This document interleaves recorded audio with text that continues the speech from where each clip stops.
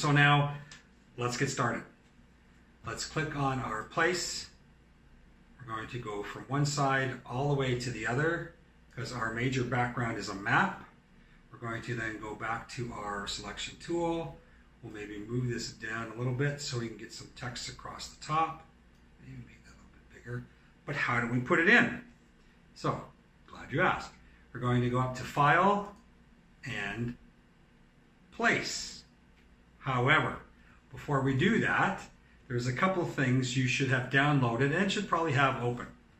One should be this folder for Project 1, the portfolio, and it's got a number of images as well as an MP4 as well as this document. And this document is a Word document. It's going to look a little weird. Text is going to be very big and it's going to be sort of pre-formatted because for this we're going to basically just cut and paste for Project 1. So make sure you've got those two open or easy to get to or know where you've put the stuff, because now when we go back up to File and Design, File and Place, or Command D or Control D, we're now going to get our stuff coming up. So what we want is the map. So I'm going to double click the map and it's going to pop it in. Now, the map is going to look quite small. The map is actually a big image. It's just our page is huge. So how do we rearrange some stuff? Okay, well I can do one of two things.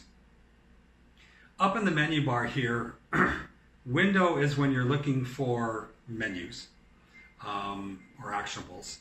When you're dealing with most of objects as such, you're going to do with the object menu. So we're going to go to something called fittings, but I'm going to actually scroll back a bit and I'm going to do this instead with right click. I'll get the same thing, fitting. And you can see there's some different options here. So what I'm going to do now is I'm going to say fit content proportionally. So it's going to take the map as the same image and fit it, or the same proportions, dimensions, and fit it into the frame. I'm going to go Control Z and I'm going to do a different fitting. Or I'll go fitting and I'll say, maybe I want that size, but I want to change the frame. I can fit the frame to the contents. So it's going to bring the frame down. Control Z. Now if the frame was a little strange and I said now fittings, just fit content to frame, not proportionally, you can see it's going to squeeze it in. It's not doing it proportional. Control Z, Control Z. So what we want is fittings, fit content proportionally. And now we have our major background, which is the map.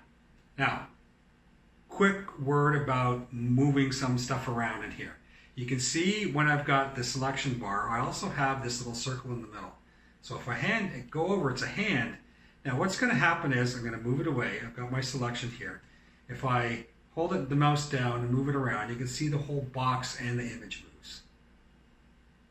Now if I take it off and I move it to the center, the hand, the only thing that's moving now is the image, not the frame box. So if you wanted to fine tune or move something around, that's what you do. But you need to be aware that if you start moving stuff around and it goes weird and off skewed, it's because you've got the hand tool and not the selection tool.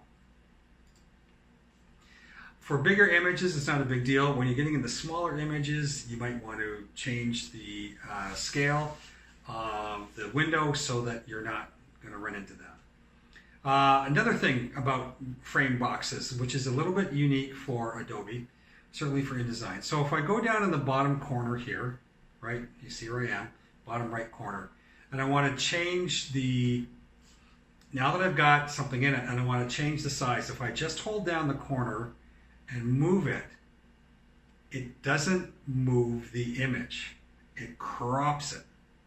So if I Control Z, now with my mouse down in the corner, if I hold down the Command or the Apple or the Windows button, Command or Control, and then mouse click down and move it, now it's going to do it proportionally.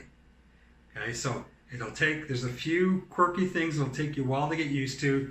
Once you do, it's fine. However, once we have our map pretty much set, again, I'll move it down just a bit. Now we don't want this to move anywhere else. So what we're going to do is we're going to go up into Object, and we're going to lock it. So now nothing is going to move that map. It's set.